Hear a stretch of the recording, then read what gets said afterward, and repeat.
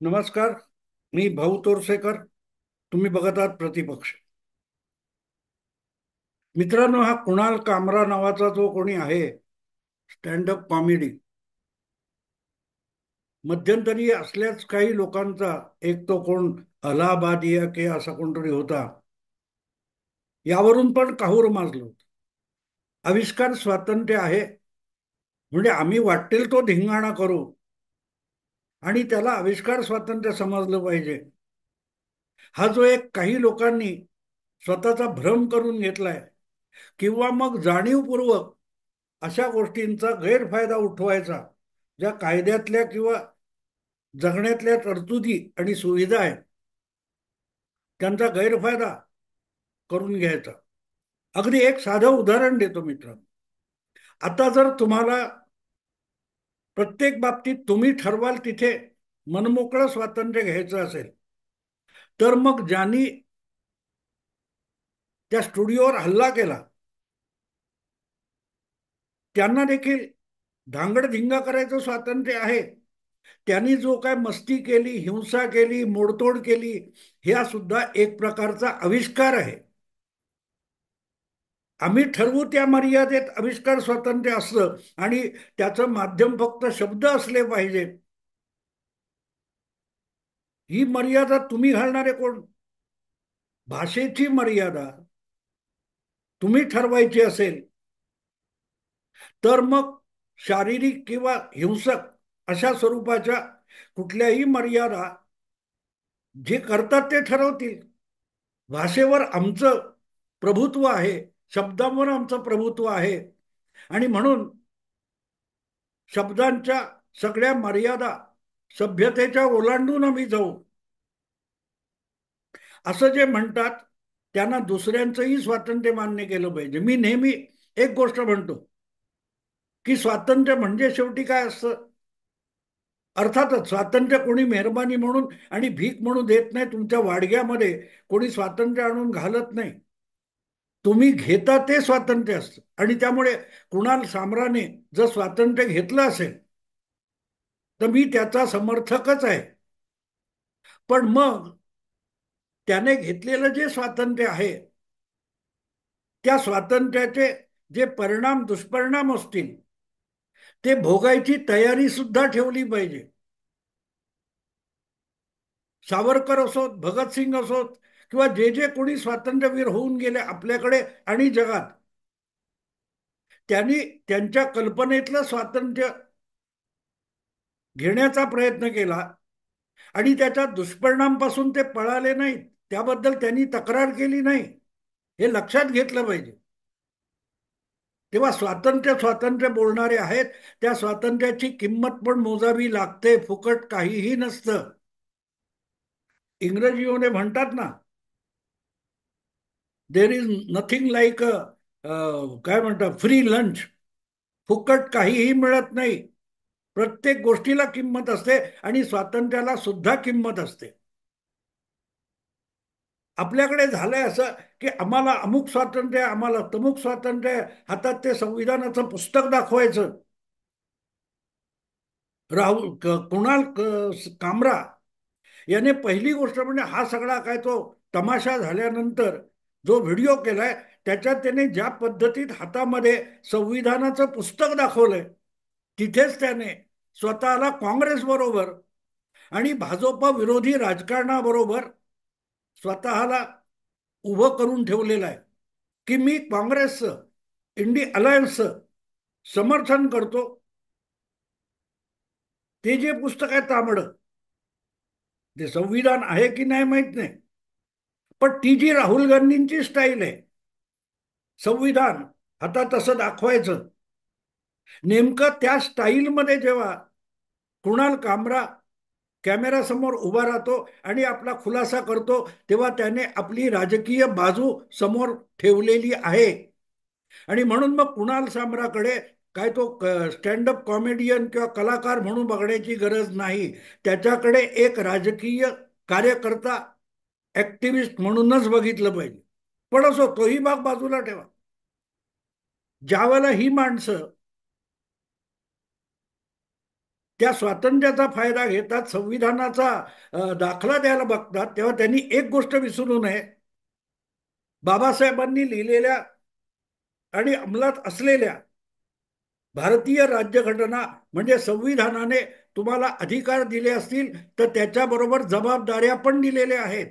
आणि त्या जबाबदाऱ्या म्हणजेच मर्यादा असतात. म्हणजेच मर्यादा असतात. तुम्ही त्या मर्यादा पाळता का? प्रत्येक वेळेला आपल्या एक एक मर्यादा ओलांडून जायचं. आणि मी एक नेहमी सांगतो, कोणाचंही कुठलंही स्वातंत्र्य त्याची एक लक्ष्मण रेषा ठरलेली असते. जोपर्यंत तुमचं स्वातंत्र्य दुसऱ्या कोणाच्या स्वातंत्र्याला बाधा आणत नाही, तोपर्यंत तुमचं स्वातंत्र्य अबाधित असतं. तुम्ही ते वापरू शकत असता. एकनाथ शिंदे शिवसेनेतून बाहेर पडले किंवा त्यांनी अख्खी शिवसेना आपल्या बरोबर घेऊन गेले. राष्ट्रवादी काँग्रेसमध्ये दुपडी झाली. या सगळ्या घटना ज्या आहेत त्याविषयी कुणाल कामराची स्वतःची मतं असू शकतात. पण त्या मतांसाठी बाकीच्या प्रत्येकाची निमूट मान्यता पाहिजे असा दावा तुम्ही करू शकत नाही. कारण तुम्ही जेव्हा हा काय तो स्टँडअप कॉमेडी नावाचा खेळ करता, तेव्हा तो सार्वजनिक असतो. आणि जेव्हा तो सार्वजनिक होतो, तेव्हा त्याचे बरे वाईट परिणाम इतरांना भोगावे लागत असतात, इतरांच्या वाट्याला येत असतात. आणि ते परिणाम त्यांनी तुमची हाऊस म्हणून त्यांनी सहन करायचं कारण नसतं. अनेकदा मला विचारलं जातं की प्रतिपक्षाच्या कॉमेंट बॉक्स उघडा. मी नाही उघडत. याचं कारण असं की मला पाहिजे ते मी बोलतोय. आणि ज्यांना ते पटत नसेल, हे कायदा मोडणारं वाटत असेल, तर जरूर माझ्या विरुद्ध कारवाई करावी. मी त्याला नकार दिलेला नाही. पण माझ्या दारात यायचं आणि मला शिव्या घालायचं, जो काय माझा गुगल किंवा युट्यूब अकाउंट आहे त्यांच्या खालच्या कॉमेंटमध्ये यायचं आणि शिवीगाळ करायची, हे मला स्वातंत्र्य वाटत नाही. त्याला माझ्या घरात घुसून केलेली घाण वाटते. माझ्या दाराच्या उंबरठ्यामध्ये तुम्ही सकाळचा प्रातर्विधी करायला येऊन बसायचं नाही, ते तुम्हाला स्वातंत्र्य नाहीये. तुमच्या दारात, बेडरूम मध्ये, घरात, स्वयंपाक घरात कुठेही बसा आणि प्रातर्विधी करा. माझी त्याला हरकत नाहीये, ते स्वातंत्र्य आहे तुम्हाला. किंबहुना त्यासाठीच तुमच्या घरात सुद्धा एक संडास ठेवलेला आहे. मनमुराद स्वातंत्र्य उपभोगा तिथे. पण प्रातर्विधी करणं हा तुमचा अधिकार आहे. आणि त्यासाठी माझं दार, माझं घर किंवा माझा उंबरठा तुम्हाला मोकळा नाहीये. ते स्वातंत्र्य तुम्हाला मी दिलेलं नाही. ते घटना देत नाही की इतर कोणाच्या तरी दारात जाऊन बसायचं किंवा सार्वजनिक चौकात येऊन बसायचं आणि तिथे प्रातर्विधी करायचा. हे स्वातंत्र्य संविधान देत नाही. आणि म्हणून कुणाल कामरा नावाचा जो इसम आहे, तो कॉमेडियन, स्टँडअप कॉमेडियन नाहीये. तो अत्यंत सोज्वळ भाषेमध्ये शिवीगाळ करतो. आणि ज्यांना ह्याचं उदाहरण पाहिजे त्यांनी एक काय तो गुगलवर सर्च करावा, युट्यूबवर सर्च करावा. अर्णब गोस्वामी, कुणाल कामरा ऑन एअर किंवा काय म्हणतात इन फ्लाईट असा सर्च द्या. मग तुम्हाला कळेल हा माणूस दुसऱ्यांच्या आयुष्यात घुसून घाण करत असतो. कुठच्या इंडिगो का कुठच्या तरी फ्लाईटमध्ये मुंबई लखनौ किंवा लखनौ मुंबई असं मला आठवतं, त्या एकाच विमानामध्ये हा कुणाल कामरा होता आणि अर्णब गोस्वामी सुद्धा होता.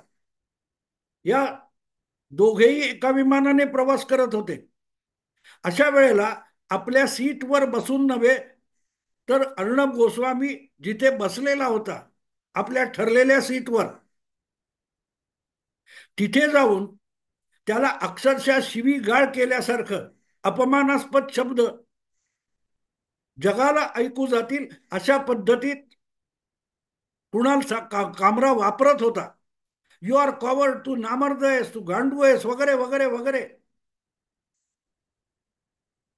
मनात आलं असतं तर अर्णब गोस्वामी त्याला तिथेच कानफडीत मारू शकत होता, नव्हे त्याने कानफडीत मारावी या अपेक्षेनेच कुणाल कामरा त्या विमानामध्ये तो घोळ घालत होता, इतक्या विमानात बसलेल्या प्रवाशांच्या साक्षीने. आणि त्याची पुढची कारवाई काय झाली, त्याला त्या ठराविक 3-4 विमान वाहतूक कंपन्यांनी याला बंदी घातलेली आपल्या विमानाचं तिकीट देण्यासाठी. ही कुणाल कामराची गुणवत्ता आहे. आज जे जे कोणी कुणाल कामराच्या समर्थनाला उभे राहिलेत, त्यांनी हे लक्षात घ्यावं की हा कॉमेडियन नाहीये. अर्णब गोस्वामी ज्या आसनावर बसला होता विमानामध्ये, सीटमध्ये, तिथे जाऊन त्याला हिणवणं, त्याला डिवचणं, त्याला अपशब्द वापरणं याला स्वातंत्र्य म्हणत नाहीत. आपली लक्ष्मण रेषा ओलांडून हे आपलं स्वातंत्र्य आहे असा दावा कुणाल कामरा करत असेल आणि त्याचं आणखीन कोणी समर्थन करत असेल, तर ते सगळे एकाच पद्धतीचे गुन्हेगार असतात, असं माझं प्रामाणिक मत आहे. आणि म्हणून कुणाल कामराला मिळालं आणि लोकांनी मारलं तर मी त्याचा विरोध करणार नाही. तो जाणीवपूर्वक हे करतो. रस्त्यातून जाणाऱ्या, गर्दीतून जाणाऱ्या एका मुलीची कोणी छेड काढली तर त्या मुलीने आपलं पायतण काढून समोरच्याला हाणलं छेडणाऱ्याला, तर ते त्या मुलीचं स्वातंत्र्य असतं आणि त्या छेड काढणाऱ्याची नेमकी तीच अपेक्षा असते. आपली छेड काढ आपल्याला त्या मुलीने सहन करावं किंवा मारावं, ह्या दोनच प्रतिक्रिया अपेक्षित असतात जेव्हा त्या मुलीची तुम्ही छेड काढता. रस्त्यातून जाणाऱ्या कुठल्याही माणसाला अकारण कारण कुठलंही नसताना कोणी शिवीगाळ करत असेल, त्याचा अपमान करत असेल, तर त्या माणसाने तुमची कॉलर पकडणं किंवा तुम्हाला थोबाडून काढणं हा त्याचा अधिकार असतो. आणि तुझा अधिकार तू वापर असं म्हणतच तुम्ही त्याची छेड काढत असता, त्याचा अपमान करत असता. आणि म्हणून एक गोष्ट साधी सरळ आहे, कुणाल कामरा हा स्टँडअप कॉमेडीच्या नावावर ज्या काय उचापती करतो, तेव्हा तो मर्यादा ओलांडतो. आणि मर्यादा ओलांडली की त्याची किंमत मोजायची तयारी ठेवायला लागते. ठेवायला लागते. संविधान संविधान ते दाखवायचं तांबडं पुस्तक, तेव्हा त्याच्यामध्ये समोरच्यालाही तितकाच अधिकार आहे. आता तुम्हाला अपमानित करायचं म्हणून मी अपमान करतो, तुम्ही माझा अपमान करा, त्याला तुमचा अपमान करायचा नाहीये. शिंदे असो किंवा अर्णब गोस्वामी असो, त्यांना रिकामा वेळ नाहीये दुसऱ्यांचे अपमान करायला. आणि तुम्ही वैयक्तिक पातळीवर त्यांचे अपमान करायला आणि त्यांच्यावर अपशब्द वापरायला गेलात, तर त्यांनी तुम्हाला त्यांना पाहिजे त्या पद्धतीने साधनांनी उत्तर देणं हा त्यांचा अधिकार असतो. आणि म्हणून शिंदे यांच्याविषयी जे काय बोललं गेलं, अर्णब गप्प बसला. अर्णब खूप सभ्य आहे. शिंदे यांचे समर्थक तितके तुम्हाला दाखवण्यासाठी सभ्य राहत नाही, ते रस्त्यावर उतरतात. आणि त्यांनी आपलं साधन निर्माण केलेलं आहे, आपलं साधन शोधलेलं आहे की तू वाकड्यात जा, आम्ही तुला तिकडा करून टाकू. आणि तेच झालेलं आहे. जिथे हा काय कार्यक्रम झाला, तो कुठचा स्टुडिओ होता तो त्यांनी फोडला असेल, तर तोही त्यांचा अधिकार आहे. तोही त्यांचा अधिकार आहे. तेव्हा आविष्कार स्वातंत्र्य किंवा तुम्ही म्हणाल स्टँडअप कॉमेडी जी असते किंवा कुठचाही विनोद असतो, त्या विनोदाने गुदगुल्या झाल्या पाहिजे. कुणाल कामरा याला समोरच्याला डिवचायचं असतं, हे लपून राहिलेलं नाही.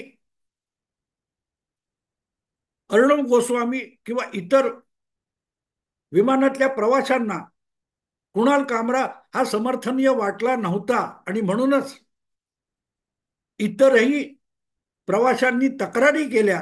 म्हणूनच अशा माणसाला हा माणूस सभ्य नाही म्हणूनच आपल्या विमानातून प्रवास करण्यावर अनेक विमान कंपन्यांनी प्रतिबंध घातला. तिथेच कुणाल कामराची लायकी कळते.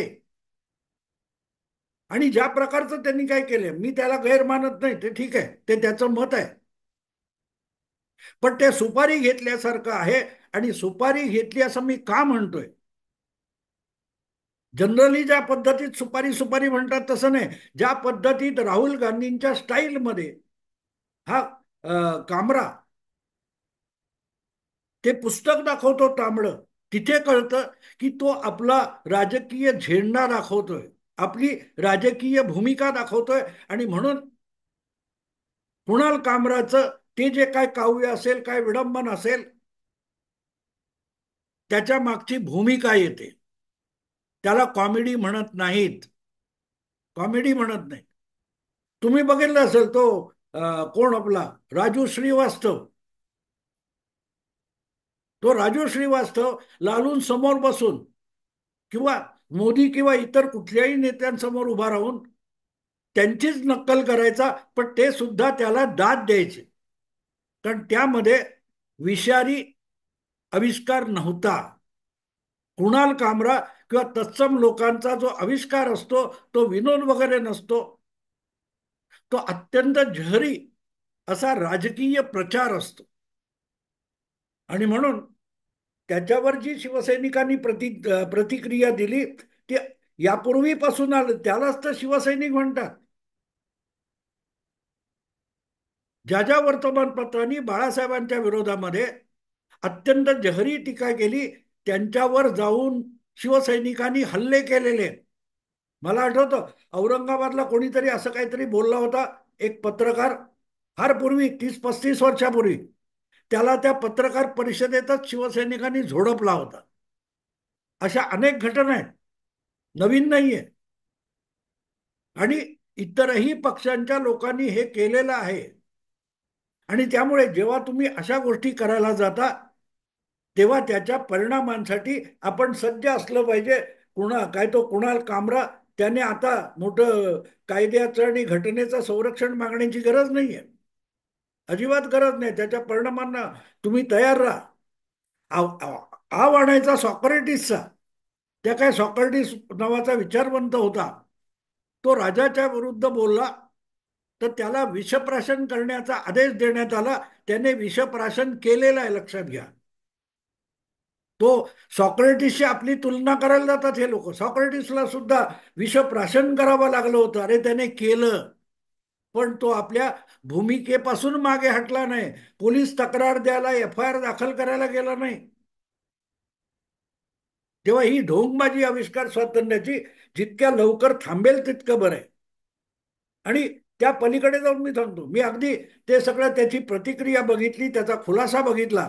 ज्या पद्धतीत कुणाल कामरा तांबडं पुस्तक हातात दाखवतो, तिथे तो एका पक्षाचा, एका राजकीय बाजूचा, गटाचा कार्यकर्ता होतो. त्याची कृती ही त्याच भूमिकेतून बघायला लागते.